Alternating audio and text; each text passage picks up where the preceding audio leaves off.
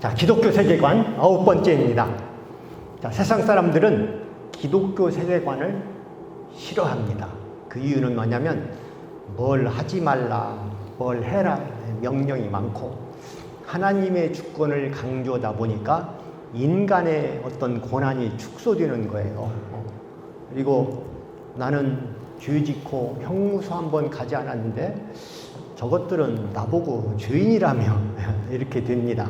그래서 사람은 인간의 자존심을 세워주는 인본주의, 진보적 사상 이런 걸 굉장히 좋아합니다.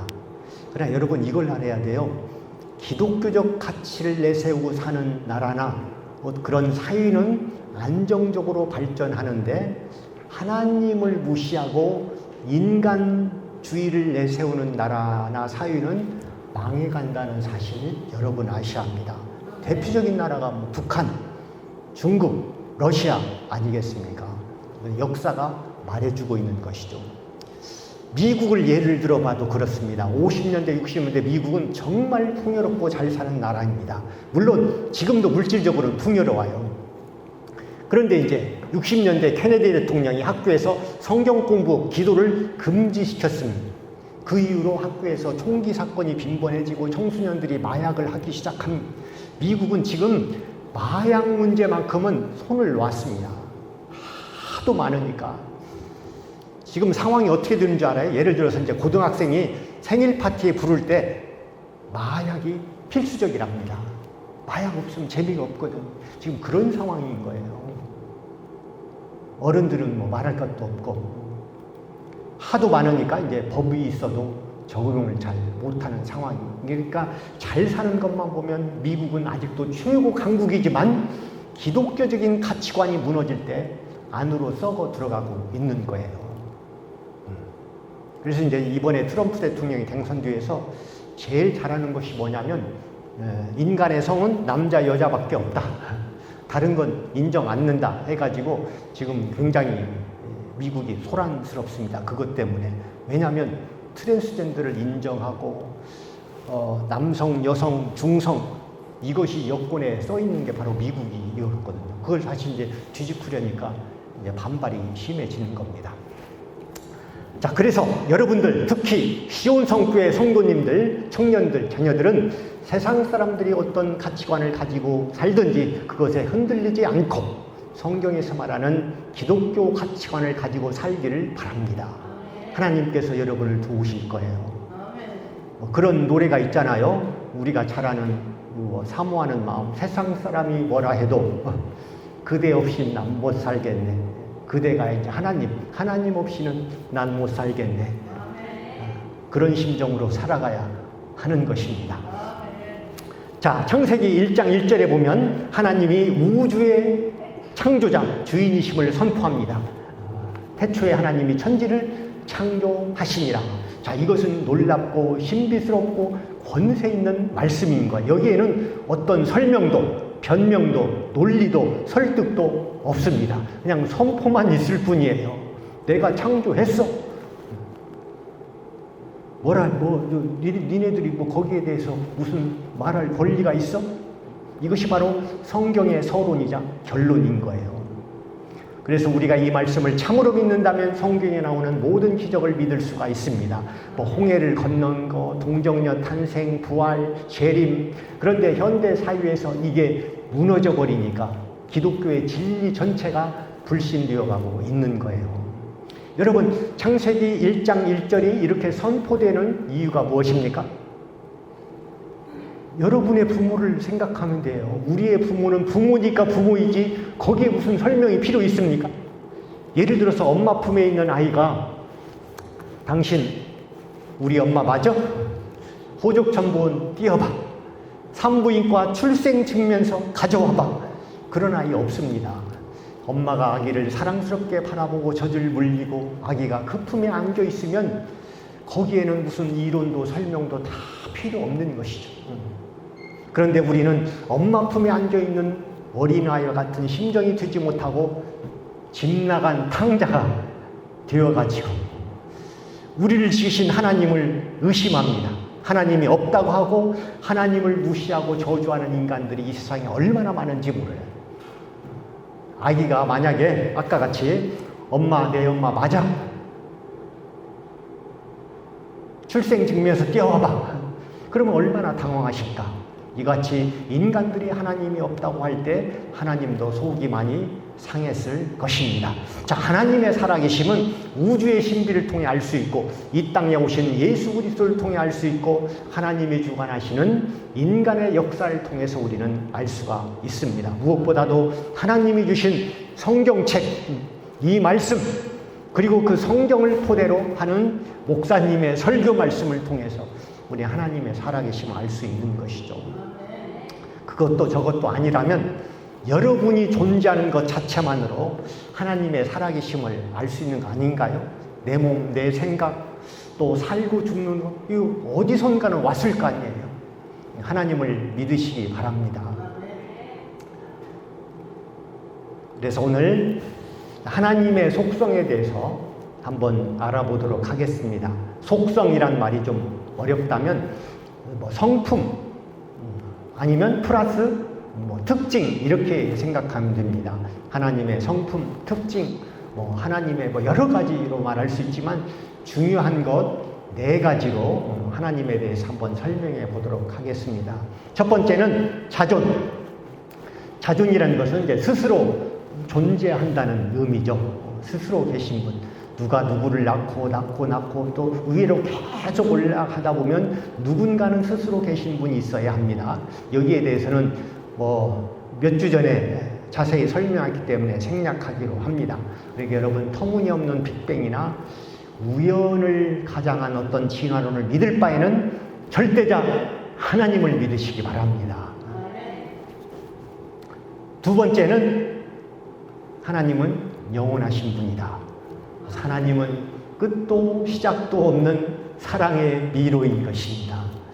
자, 모든 피조물은 시작하는 날이 있고 끝나는 날이 있습니다. 그런데 그 중간에 인간이 있어요. 그래서 우리는 하나님을 닮아서 끝없이 존재합니다. 그런데 우리는 시작하는 날은 있죠. 그 시작을 기념하기 위해서 우리가 케이크 사놓고 노래 부르잖아요. 그날이 시작하는 날 아니겠습니까? 그리고 이제 우리 육신은 언젠가 죽는 날이 있긴 하지만 그날이 끝나는 것이 아니에요. 우리가 죽음에 대해서 오해하면 안 됩니다. 우리가 죽으면 우리의 존재와 의식이 사라지는 것이 아니에요. 그것도 지난주에 설명한 것 같은데 우리의 육신은 사라지지만 우리의 영혼은 어떤 형태든지 영원히 존재합니다. 벌써부터 지루하십니까? 지루하지 마십시오. 하나님 안에서는 결코 지루함이 없는 거예요. 자, 세 번째 하나님의 특징은 생명입니다. 오직 하나님만이 생명이에요. 그러면 우리도 생명인데 살아있는 우리는 뭔가? 하나님만 생명이지. 그것은 우리는 생명이신 하나님과 연결되어 있기 때문에 우리도 생명이지 우리 자체로는 생명이 아닌 겁니다. 자, 마치 이거예요. 전자제품이 있다 할지라도 전기와 연결되어 있지 않으면 고철과 다를 것이 없잖아요. 아무리 멀쩡해도 폐기 처분할 수밖에 없습니다. 그래서 하나님과 연결되지 않은 인간은 살았어도 살아있는 게 아니라라는 거. 그럼 반대로 하나님과 연결된 인간은 죽어도 죽은 게 아니에요. 그 나사로의 시신 앞에서 예수님이 하신 말씀 있잖아요. 나는 부활이요 생명이니 나를 믿는 자는 죽어도 살고 살아도 그냥 사는 게 아니라 영원히 살 것이다. 그게 바로 우리 기독교의 핵심 교리 아니겠습니까? 동물도 생명은 생명이에요. 하나님의 생명으로 지으셨기 때문에 생명을 가지긴 합니다. 하지만 우리와 동물과의 차이는 뭐냐면 우리는 하나님의 형상을 닮은 존재로 지어졌고 동물은 영혼이 없기 때문에 그저 움직이는 피조물에 불과합니다. 그렇다면 아까 얘기로 돌아가서 하나님을 믿지 않는 자들 역시 동물적인 생물과 다를 바가 없습니다. 안 믿는 사람들이 들으면 막 펄쩍 뛰겠지만 어쩔 수 없어요. 그리고 이제 우리가 또 한 가지 알아야 할 건 뭐냐면 하나님은 생명 자체이기 때문에 결코 죽을 수가 없습니다. 그런데 하나님이 죽을 필요가 있을 때가 있었습니다. 언제입니까? 우리 인간 때문에 대신 죽어야 하는데 하나님의 몸으로는 죽을 수 없으니까 우리를 위해서 인간의 몸을 입고 이 땅에 오셔서 죽으셨던 겁니다. 그게 바로 십자가의 사건이고 부활의 사건입니다. 자, 마지막으로 네 번째, 오늘 빨리 지나가네. 하나님은 사랑이시니. 자, 우리가 기도할 때 사랑과 은혜가 풍성하신 하나님 이렇게 기도를 하지만 엄밀히 말하면 그건 정확한 표현이 아니에요. 하나님은 사랑이 많으신 것이 아니라 사랑 자체이시니. 이런 하나님의 사랑 속에 푹 잠겨야 합니다. 그것이 바로 믿음이고 하나님 자녀의 삶을 살게 되는 겁니다. 그 장화홍련전인가 콩쥐팥쥐인가 신데렐라인가 잘 모르겠는데 이 스토리가 비슷비슷해가지고 헷갈리는데 이제 그 계모가 이제 장화홍련인가 뭐 콩쥐팥쥐한테 그러잖아. 밑 빠진 이게 밑에다 구멍을 딱 뚫어놓고 이 항아리에 물을 가득 채워. 아무리 채워도 물이 안 담겨지는 거야. 그런데 이제 지혜가 딱 발동을 했습니다. 그리고 저녁 때 이제 계모가 야 니네들 그 항아리에 물 다 채웠어? 예, 다 채웠습니다. 어떻게? 어디 한번 보자. 봤더니 이 장화홍련이 어떻게 했냐면 그것을 연못에다가 푹 던져놨어요. 그 항아리를. 물속에 탁 잠기니까 항아리에 물이 그냥 차있게 되는 것이죠. 자, 우리도 그 하나님의 풍성한 사랑 속에 푹 잠기면 이 땅에서 두려울 게 하나도 없는 겁니다. 돈을 벌면 번 대로 좋고 못 벌면 못 번 대로 좋고 잘생기면 잘생긴 대로 행복하고 못생기면 못생긴 대로 행복한 것이에요. 자, 그런데 사랑에는 한 가지 특징이 있습니다. 사랑은 아무나 하는 것이 아니다. 그게 특징은 아니고 사랑은 혼자 하는 것이 아니에요. 반드시 상대가 있습니다. 물론 이런 말도 있죠. 너 자신을 사랑하라. 나 자신. 그럴 때는 이제 그게 정확히 얘기하면 사랑이라기보다는 어떤 자신감, 용기 이런 걸 의미한다고 보면 됩니다. 그래서 우리는 남을 사랑하고 남에게 사랑받기 위해 노력하는 거 아니겠습니까? 만약에 여러분이 이 세상에서 혼자만 아니면 무인도에 산다면 여러분들이 뭐 명품 가방 메고 다닐 일이 있나요? 화장할 필요가 있습니까? 그러니까 사랑은 항상 상대가 있어야 한다. 자, 여기서 이제 질문 하나가 나와야 돼요. 창세기 읽으면서. 그렇다면 하나님께서 인간을 만든 것은 외로우셨나? 외로워서 우리를 만들어 놓고 사랑했나? 이런 질문을 할 수가 있습니다. 자, 여러분의 답변은 어떻습니까? 전능하신 하나님이 외로울 리는 없어요.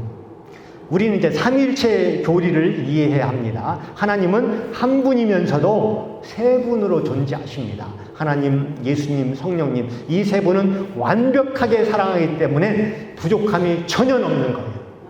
그럼에도 불구하고 우리 인간에게 영광을 받기 위해 사람을 창조하신 것입니다. 여러분 부부관계를 한번 생각해 보세요.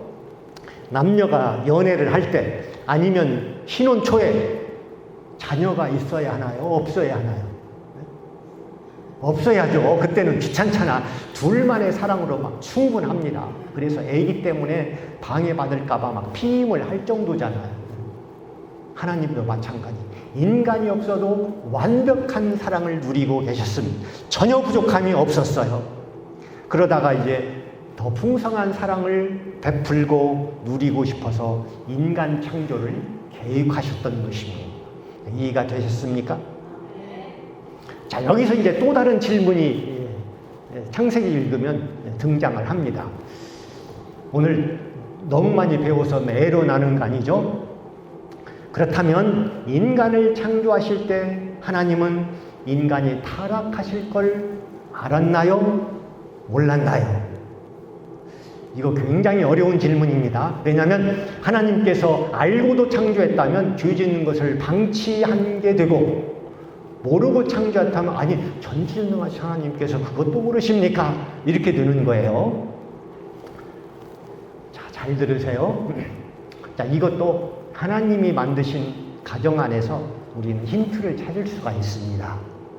부부가 자녀를 가질 때 이 아이가 자라면 참 어려운 대학 시험도 봐야 하고 취직 시험도 봐야 하고 또 사회생활 적응하려면 힘들고 어려운 일이 없을 거다 이렇게 생각하면서 자녀를 가지나요? 아니죠. 이 아이가 자라면서 때로는 병들고 때로는 실패하고 좌절하고 어려운 사회생활 견뎌야 하고 다 알면서도 자녀를 가집니다. 그래, 그럴 때마다 내가 너를 잘 지켜줄 거야. 훌륭한 아기로 키울 거야. 내가 너를 사랑하니까. 그런 마음으로 자녀를 낳기를 계획을 하잖아요. 자, 그런데 이제 자녀를 가지려고 할 때 또 삐딱한 사람은 또 이렇게 말하기도 합니다. 아니, 둘 사이로 부족했나 봐. 그래, 자식이 있어야 돼. 그러면 힘들고 어려울 때 부부싸움 할 때 자식 보고 살아가는 거지. 그래, 처음에는 사랑으로 살다가 다음에는 정으로 살고 그 다음에는 자식 땜시 살고 그것도 아니면 불쌍해서 살고 꼴도 보기 싫으면 그래도 그냥 사는 거지 뭘. 뭐 틀린 말은 아닌데 이혼 안 하려고 자식을 갖는 부부는 거의 없습니다. 그러니까 부부의 사랑의 결실로 우린 자녀를 가지는 것이죠. 자, 하나님은 우리가 죄를 지을 것을 알면서도 우리를 지으신 것은 하나님의 사랑은 우리의 죄보다 훨씬 크기 때문에 그렇습니다. 그리고 하나님은 우리 인간을 자유의지를 로봇같이 지으시지 아니하고 자유롭게 하나님을 찬양하고 자유롭게 사랑하고 자유를 주었기 때문에 죄를 지을 가능성이 있었고 또 죄를 지을 것을 알면서도 하나님께서는 그래, 그래도 내가 너를 사랑한다. 너를 위해서 내가 사랑을 준비했다. 그래서 하나님의 사랑이 너무나 크기 때문에 알면서도 지으신 거예요. 실제로 우리는 하나님의 사랑을 통해 이 자리까지 오게 된 것입니다. 오늘 처음 오신 분도 마찬가지고. 따라서 우리 인간은 하나님의 위대한 창조물이고 하나님의 위대한 열매이고 하나님과 유일하게 소통할 수 있는 피조물인 것이에요. 얼마나 영광스럽습니까? 마치 자녀가 부모의 사랑의 결실이고 부모의 인생의 투영이고 부모의 사랑의 대상인 것과 같다. 이것입니다. 어떻게 조금 이해가 되셨습니까? 자, 우리가 하나님의 그 신령한 세계를 다 이해할 수는 없습니다. 그런데 하나님이 지으신 어떤 인간관계, 하나님이 주신 하나님의 말씀을 통해서 이제 어느 정도 힌트를 얻을 수가 있는 것이죠.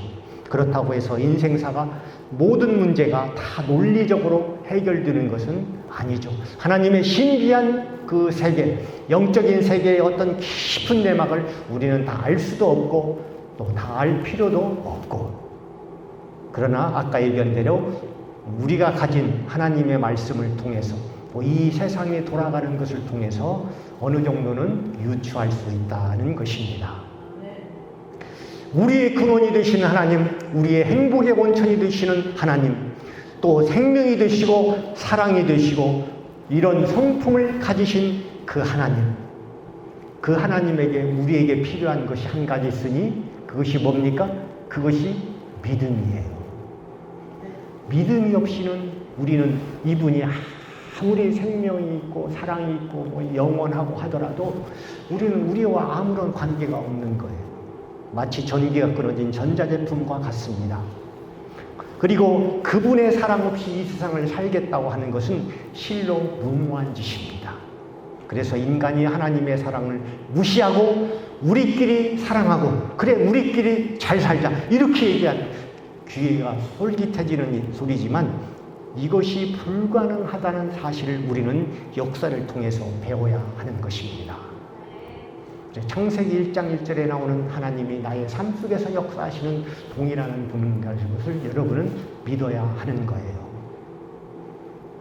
믿음이 없이는 이 창세기 1장 1절의 말씀이 나에게는 너무 헛먼 얘기가 될 수밖에 없습니다. 그래서 우리는 이 말씀을 우리의 삶 속에 적용해야 합니다. 태초에 하나님이 천지를 창조하시니라. 그래, 맞아. 우주와 하늘과 해와 달과 별 다 하나님이 창조하시고 하나님 다 가지세요.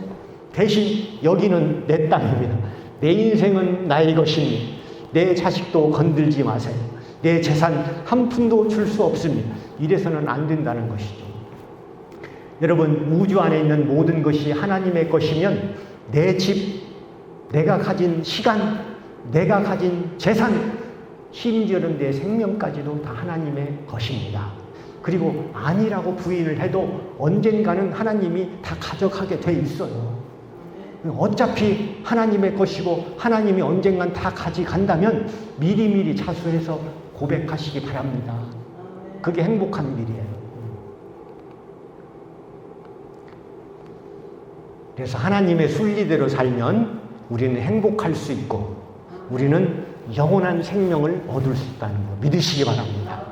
자, 우리나라의 산에 제일로 많은 많은 나무가 어떤 나무죠? 소나무, 그렇죠. 아주 잘하시네요. 근데 조금 어려워. 이제 두 번째 많은 나무는 무엇일까요? 네? 상수리나무? 비슷한데, 네. 참나무. 도토리나무죠. 도토리나 상수리나무, 그게 그거니까. 네. 그래서 참나무가 참으로 이제 유용합니다. 스스로도 만들고, 뭐 풀고버섯 키우기도 하고, 도토리를 주워서 식용으로 이용하기도 하고, 땔감으로도 아주 좋습니다. 소나무가 많은 이유를 여러분 알고 있습니까? 우리들이 많이 심었기 때문에 50년대, 60년대 우리나라 산은 민둥산이었어요. 그때는 뭐 도시가스도 없고 석유도 없고 연탄도 부족하고 그래서 산에 있는 나무를 떼다 보니까 이제 산이 민둥산이 되어버렸습니다. 그래서 박정희 대통령의 영도 아래 식목일만 되면 학생, 민간인, 군인들이 동원되어서 가서 나무를 심었습니다. 이제는 대한민국이 세계에서 울창한 산을 자랑하는 나라가 되었습니다. 자, 그래서 이제 소나무는 우리가 많이 심었는데 참나무는 왜 많은 건지 여러분 아십니까? 그것도 어느 분이 심었어요. 그분이 누군가 하면 다람쥐. 이 다람쥐가 도토리를 따서 겨울에 먹으려고 여기저기에다 이제 숨겨뒀습니다. 한 번에 8개를 운반한다고 그래요. 양손에 하나씩 2개, 볼탱이, 이쪽 볼탱이 3개, 이쪽 볼탱이 3개, 8개씩 운반을 한답니다. 그 작은 덩치가. 그런데 이제 이분들이 10개를 심어 놓으면 1개는 찾아먹는데 9개는 잊어버린대. 그래서 9개에서 싹이 나고 나무가 되는 것입니다. 그래서 참나무가 우리나라에 많게 된 것이, 이것이 바로 자연의 신비입니다. 여기까지도 신비인데 또 그 이면에 놀라운 자연의 섭리가 숨겨져 있습니다. 그의 흉년이 들면 도토리가 산에 많이 흘려요. 그래서 동물들이 먹고 사람도 뭐 먹을 게 없으면 그거라도 먹어야죠. 그럼 풍년이 들면 도토리가 또 적게 열린대. 그러면 도토리 나무는 풍년인지 흉년인지 어떻게 아느냐? 냄새로 안다고 합니다. 논밭에서 나는 국시의 냄새를 맡고 안다는 것이죠. 그래서 식물과 식물끼리는 냄새로 정보를 주고받고 합니다. 자, 도토리 나무가 똑똑해서 그럴까요? 아니죠. 이런 자연의 이치를 만드신 분이 하나님이십니다. 흉년이 들어도 다람쥐를 먹여 살리는 하나님, 그 하나님께서 여러분의 먹거리를 책임져 주시지 않겠습니까? 먹을 것을 챙겨주시는 그 하나님께서 여러분의 안전과 여러분의 행복한 삶, 또 영원한 삶을 책임져 주실 것입니다. 그래서 창세기의 말씀을, 그 하나님을 믿고 따르고 여러분의 삶에 적용하는 것이 중요한 거예요. 이효진 소장이라고 있어요. 그 인테리어 건축 소장인데 이분의 간증을 들었습니다. 어렸을 때 화상을 입고 우울한 소년기, 청소년기를 보내고 하나님을 만나서 새로운 삶을 살아갔다는 것이죠. 여러분, 화상하면 누가 생각납니까? 그 사랑의 이지선, 뭐 이지선 씨를 떠올리는데 이분도 그에 못지않게 얼굴에 그 심한 화상을 입었어요. 여러분, 여자가 얼굴에 심한 화상을 입었다는 것은 이건 인생살이에 치명적인 거예요. 얼마나 화상을 심하게 입었냐면, 이제 그 끌고 있는 주전자가 이제 얼굴을 덮은 거죠, 몸을. 살 가망성이 없다고 아무 조치도 취하지 않았대요, 부모님이. 그런데 며칠 지났는데도 아직도 살아있거든. 이제 그때 부랴부랴 병원에 데려갔지만 이미 치유 시기를 놓치고, 그래서 간신히 이제 살게만 된 것이죠. 그래서 어렸을 때부터 뭐 파충류 같다는 뭐 놀림을 받으면서 자랐고, 대학에 갔는데도 대학에 뭐 얼마나 예쁜 아가씨들이 많습니까? 그때 이제 자기는 벌레처럼 느껴졌다고 합니다. 어쨌든 그런 이제 굉장히 어려운 삶을 살았는데 어느 날 하나님을 만났습니다. 하나님의 음성을 들었습니다. 효진아, 세상 사람들이 뭐라 해도 나는 너를 사랑한다. 이 하나님의 음성을 들으니까 세상이 바뀌더래. 세상이 다 아름다워 보이고 꽃들이 인사하고 자기를 미워하는 사람들도 사랑하게 되고. 두 번째 음성을 들었는데 하나님도 유행어를 사용하시더래. 효진아, 내 안에 너 있다.